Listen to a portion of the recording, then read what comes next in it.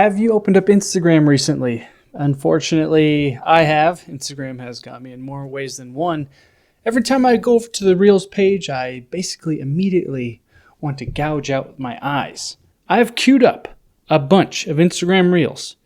And honestly, you guys should thank me, okay? Because I've been scrolling through, watching all these Reels, okay? I don't want to see them, but I do. And then the ones that kind of make me say, hee hee ha ha. Or I'm like, wow, that hurt my eyeballs. I send them to myself so that we can watch them in a video. Okay, so my Instagram is in the bottom of the, at the beginning of the video, the little thingy popped up. Okay, so if you see a reel that you think will trigger me, or you think that will irritate me, please, or you think it'll make me say hee hee hee ha ha, like if we can get a good laugh together, make sure you send the reel over to me on Instagram so I can watch it in a video. Okay, without further ado, let's get into it. And I hope none of you are about to potentially get roasted. Okay, if one of my viewers are in these videos and I'm about to roast you, I'm pre-sorry. All right, but here we go. The first one is a banger. It's about it. Oh, geez, I hope I don't get copyrighted for that. Okay, first energy drink of the day doesn't count. Very true. I used to just slam energy drinks like they were just going out of style. I think I probably spent 7 or 9 or I don't know 12 years just crushing them like they were going out of style. And one day I was able to just quit, and I still think about them daily. I even keep one in my fridge. I keep a C4 nice and cold in my fridge. I'm not going to drink it. When I want an energy drink, I just go in there and I open up the door and I just look at it in the fridge. I'm like, oh, you look good. All right. Next reel. Okay, this guy is a repeat offender. He's been on the show before. I don't remember his name, but here we go. And honestly, I don't know if this guy's trolling or not. This guy has such top tier. I'm holding out for the possibility that he could just be like top tier level comic troll, that he's actually not serious and he is just doing some craziness. So let's get into it. Supinated grip, unilateral push down with a Bluetooth D handle and seat belted for more. Then I do recline curls to bias the biceps, do insupinations to target some different areas of the biceps compared to a normal curl. I see a top half range of motion reverse curl for the brachioradius. What is going on in the fitness world? What is this? So this is a guy, King Tolo. He's pretty funny on Instagram. I watch him a lot. He's a really funny guy. But see, did you see all those movements? Like I don't even know if he's being for real or not. This is kind of one of the reasons that I joke on the science-based community a little bit, is because a lot of them, they say stuff like this seriously. And the thing is, this stuff is it just doesn't matter. You don't have to make it that complicated. Like 99% of most people's problems for why they aren't growing or why they aren't losing weight is just dietary stuff. Okay. You need to get your diet in check. That's the most important part. Doing all these weird things, you don't have to do that. You can just do a regular curl, or you can just do, regular tricep movements. Those will work. There's a reason that those exercises are still around. They've stood the test of time. It's because they work. Okay, next one. How your science-based bro looks at you when you ask him if he wants to bench. Not optimal. Benching is not optimal. Benching is out, says science. Okay. Well, Frank says benching is back in, especially incline bench. Again, the basics work. You can just stick to incline bench. Okay. Is it optimal? I say yes. Lots of other people, some of these guys say, I don't know. They say it's not optimal because it's not targeting, whatever. It works. Okay. The bench press works. If you can't do it because of some sort of physical limitation, that's different. But you can grow a great chest with just a few basic movements and a pec deck. Oh, this is a good one. I kind of pre-watched this one just a little bit, but solid one. This is for all you guys out there who keep saying, I feel like I'm eating enough. I'm trying to gain weight. Recently came across this video of a plus-size lady who decided to start tracking her calories just out of curiosity, and you'll never guess what she found out. So I started counting calories. I just now realized that I'm just a fat person who does fat person shit. I am just. And first off, I'll say, let's just be respectful, right? I'm not going to say anything negative about this lady, because this concept is something that everybody does. Okay, this is not just like, I'm trying to be respectful. Okay, I'm not saying anything negative against this person at all. Eating way too much. I have no idea the calories that are in something.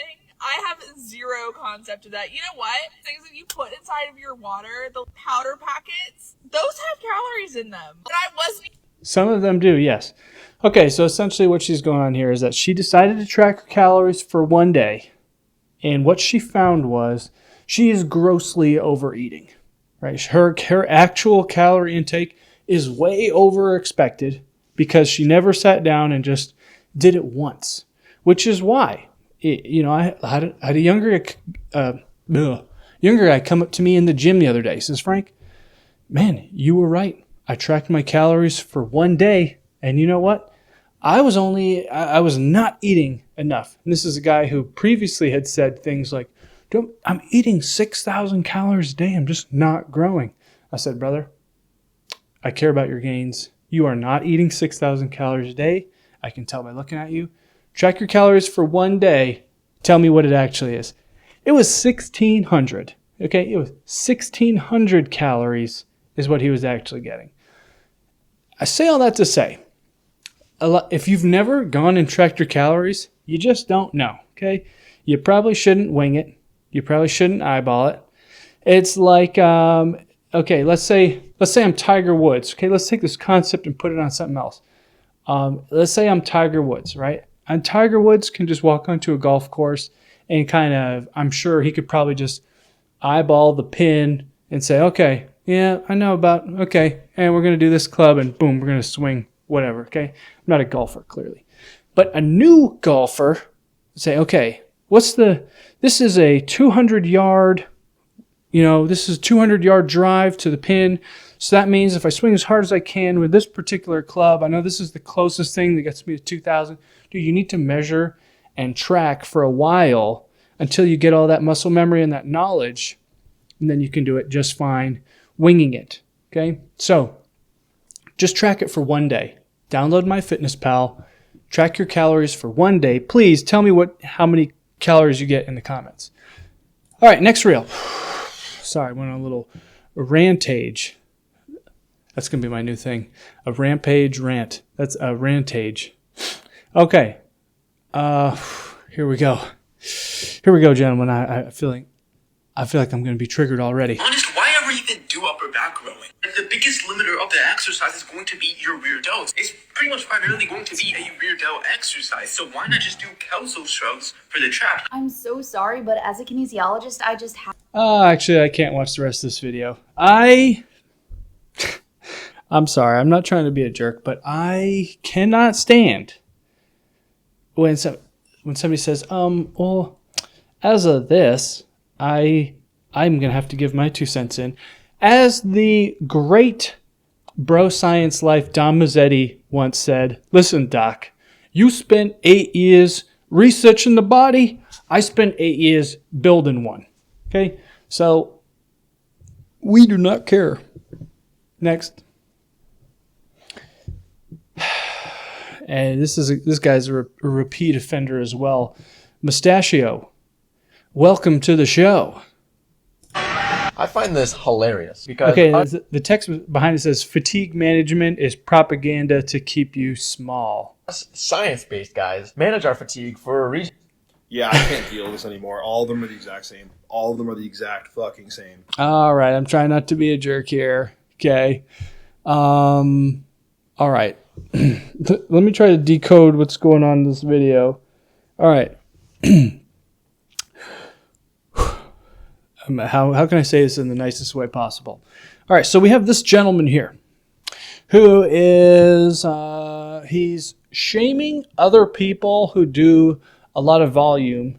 And he says, we're science guys. That's why we don't do this, because we know better. This guy, I get your frustration. This gentleman here, I totally get it.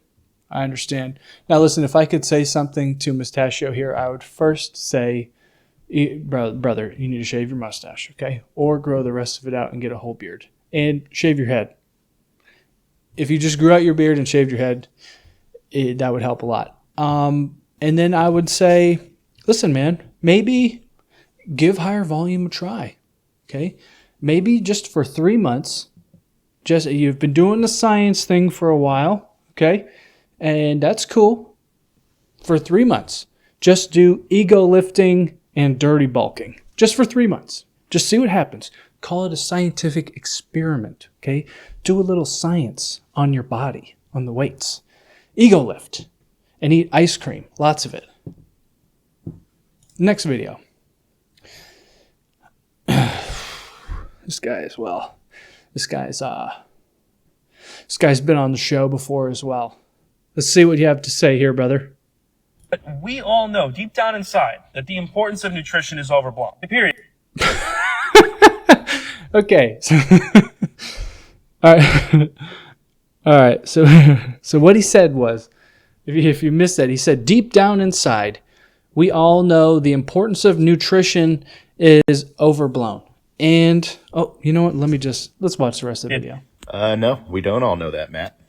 We don't all know that. That's true. Okay.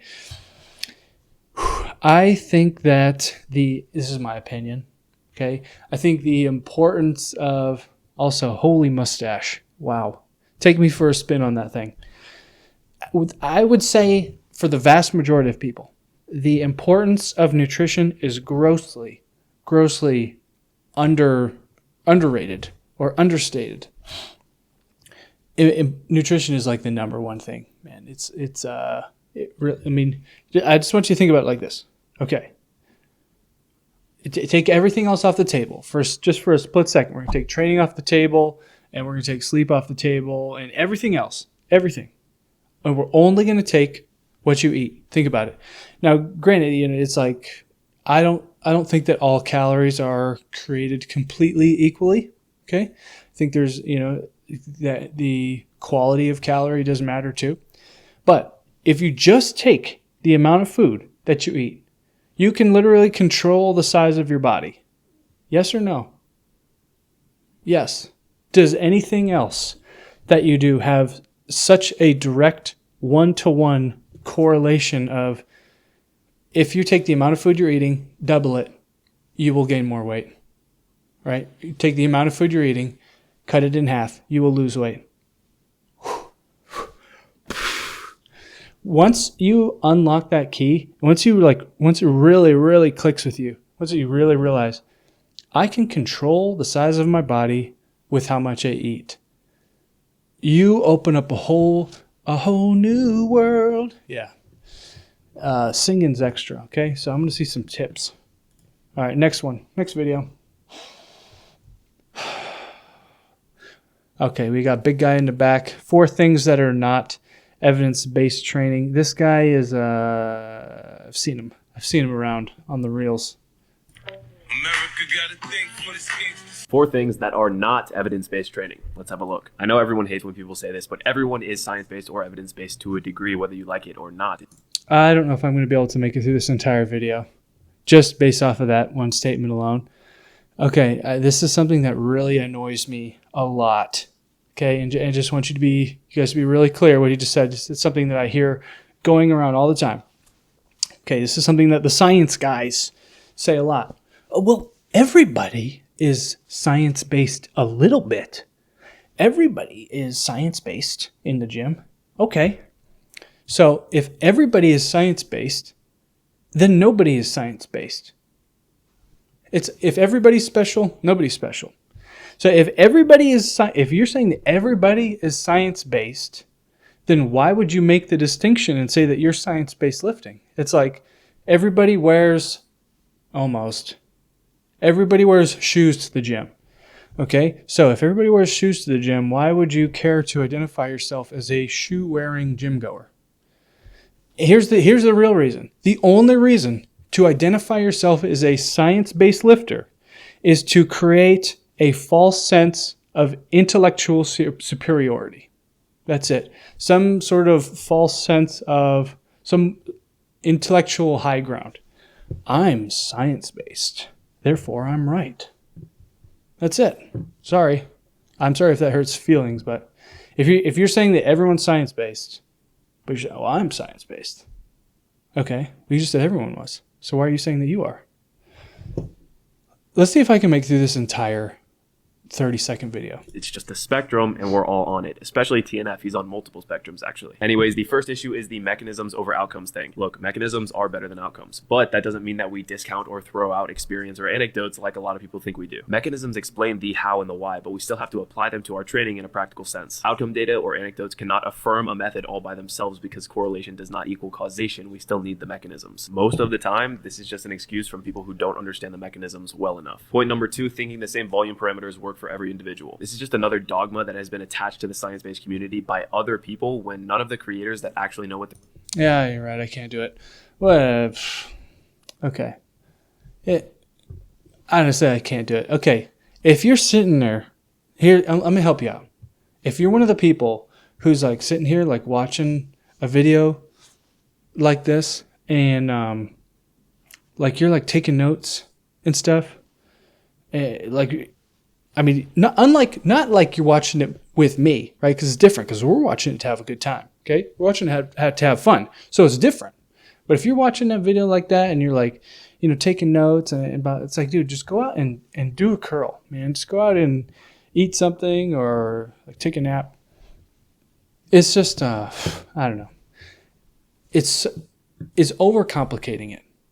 I think a lot of people get way too far into the weeds and they overcomplicate something that's, you know, it's basically, it's pretty simple.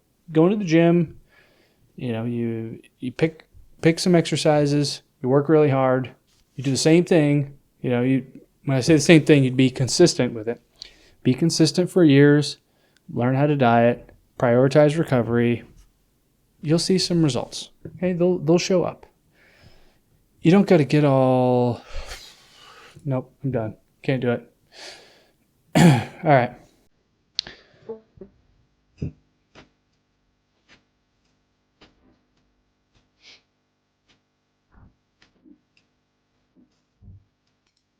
Okay, again. I'm trying to be respectful here, as I appreciate that he's bald. You know, I like the bald and the bearded look.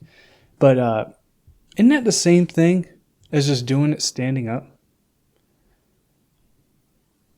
I don't know. Maybe he's trolling. Maybe he's trolling. I don't know. Just, I don't know. I don't even know what to say. You got me. All right. The secret ingredient that allows you to eat dessert and still go into fat burning mode. What is it? It's a calorie deficit.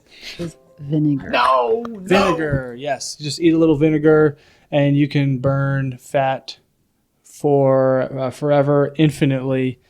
I'm going to be honest. I feel like a lot of the nutrition industry tends to target the ladies. Okay, I don't know if they do it, if it's done purposefully or not, or like if it's there's any sort of nefariousness or any sort of bad intent behind it or not. But I feel like there's a lot of things like this that I don't understand. You know, you go in the like supermarket, you see like all these like weird tabloid headlines that are like, just 1 tablespoon of this and you know, you gotta, you know, this will melt fat like crazy. It's like, I wonder, like, do they know? Do the people making the magazines know? And they're just are they trying to take advantage of people's emotions? Because if that's true, that's pretty messed up, right? Or do the people making those magazine covers, do they really not know? Like, do they have no idea that that's, like, not true? I know, like, 10 years ago, it was big. What was big? The lemon juice cleanses. All All right, that for some reason, there was like this trend going around for years that was like, it is this fat shedding thing where it's basically like, if you just drink water with lemon squeezed into it for 2 days and that's all you eat, then you're going to lose some weight. It's like, yeah, if you literally don't eat anything except water, yes, you're going to lose something. Is that going to be fat? I don't know. It could be a lot of things. It could be like a little bit of fat, but like, is that sustainable? Is that a sustainable diet that you can do for eternity? Or you just only drink lemon water? No, right? Because you'll die. So that's not. I just think they're taking advantage of people. Okay, I don't like it. I don't know why we can't just put out the real goods, put out the real info. All right, next one. This is painful. It's hard to watch these. Okay. This is the dumbest argument in the fitness world. Your body responds to calories in versus calories out. Calories in, calories out is bullshit. The body is not that simple. All calories. Okay, I really don't like this. This whole calories in, calories out argument is really annoying to me. It's like there's two sides of it. I disagree with everybody. How about that? Okay, we're going to start on that. I disagree with everybody who argues about the calories in, calories out thing. Because you have people that say, all you need is calories in, calories out. That's all that matters. And then you have the other side, that doesn't do anything. Like, that's not true at all. Like I said a little bit earlier, I think there's a lot of, and this is again just from my, what I've experienced, and I've done a lot of weird experiments on my body. Like, for like a month, I drank like a big thing of like full sugar soda every night, just like to see what it would do. I felt like terrible. Okay, so just in case you were curious, I felt terrible. So yeah, maybe I'm science-based, right? Because I've turned myself into a human, some sort of experimentation zone, right? I've done all these weird experiments on myself. Thing is, I think there's obviously a huge difference. Like just think about it: 200 calories of candy versus 200 calories of vegetables. Right? Like which one is going to do more for your body, right? So, okay, that's pretty easy to figure out. It's like common sense, basically. I can think, okay, obviously there's slightly more to purely calories in, calories out, right? Like I think that if you just ate just whatever, 2,000 calories of donuts doing the same Sulik thing, could you hypothetically lose weight only eating 1,000 calories of donuts per day? Probably.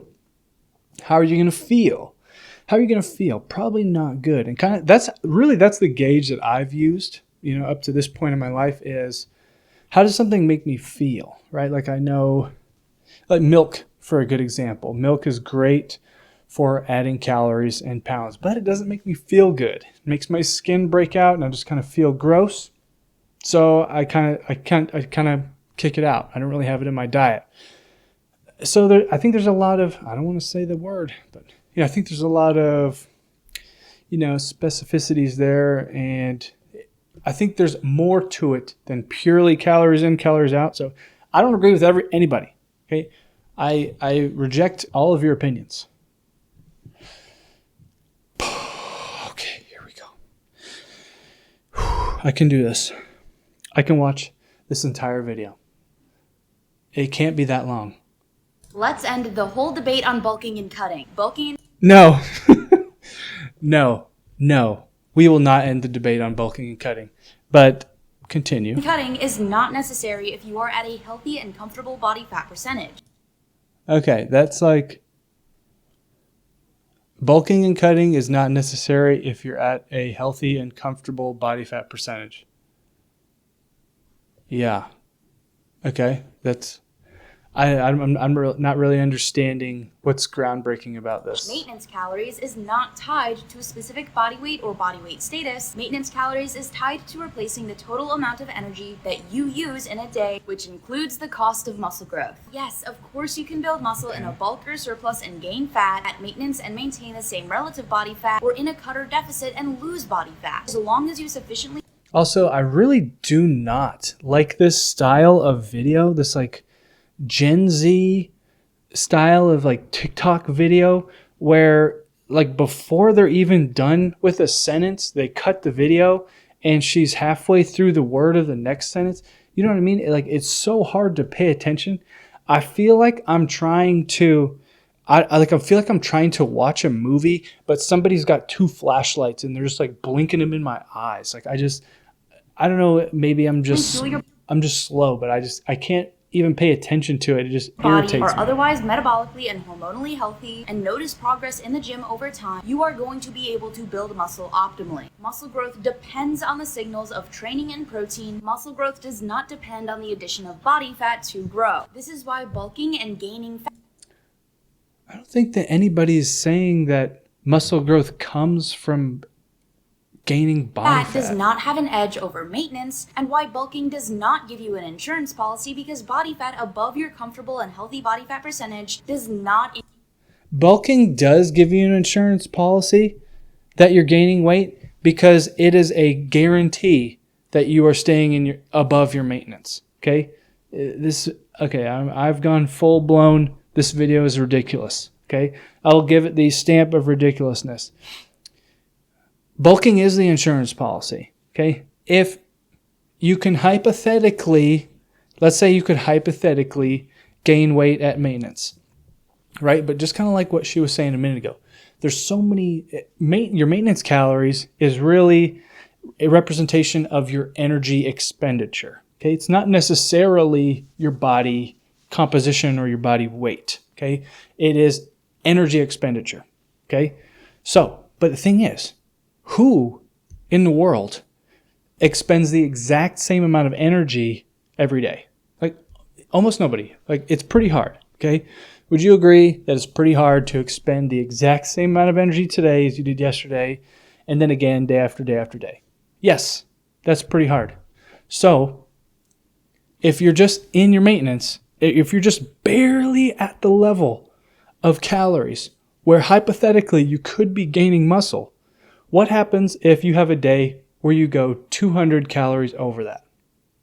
There's no way that I know of, anyways, to just magically know, okay, I know that today, even though my regular maintenance is 2,800 calories, I know that my actual maintenance for day was really 2,957 calories. So I'm going to eat 2,958 calories to make sure that I'm in a 1 calorie surplus. That is just, you can't do it. It can't be done, okay? So that's why people bulk, is to make sure it's not, I mean, it's not a super complicated idea. It is your insurance policy. You're making sure, you're guaranteeing that you're above your maintenance, guaranteeing that you're adding mass to your body. Increase the rate of muscle growth. Gaining fat is not a byproduct of gaining muscle. Fat gain is a byproduct of gaining muscle overall. Okay. Thing is, I got to defend my boy here. I got to defend my boy, Revival Fitness, okay? Because she's calling him out. Thing is, they're both right, okay? She didn't understand. She's taken what he's saying kind of out of context. Okay, he said that gaining fat is a byproduct of gaining muscle, essentially is what he said. And what he means is in the context of bulking, which is that if you go into a bulk for the purpose of gaining muscle, you're going to be a little bit over your maintenance. You got that insurance policy, that wiggle room. Let's say you're 500 or 600 over your maintenance, so you know you're going to be good even if you have a high expenditure day. You're always good in your maintenance. A byproduct of that muscle building process where you're bulking is that you're going to be gaining a little extra fat. Okay? That's what he meant, which is true. That's what he meant. Okay? And what she is saying is that from a physiological perspective, Adding fat is not a byproduct of gaining muscle. Okay, I think everybody knows that from a chemical point of view, it's not, nobody's saying that if you're just adding more muscle, part of that chemical reaction is that a fat molecule comes out of creating a new protein molecule, and now the fat molecules. That's okay. So she's right, but so is he. Does that make sense? I can't do this video anymore. That's too much. All right, now we got my boy. Let's go. All right, look at the man in this video. How old do you think he is? 69. You said 70, 80, or even 90. What? You'd be wrong, because he is about to begin his 100th year on Earth. That's right. And as you can see, he works out every day for 3 hours. Look at that. He says he lives 8 days a week. The Beatles. Look, this guy goes to the gym 8 days a week. He Goes to the gym 8 days a week, and he's doing all that volume.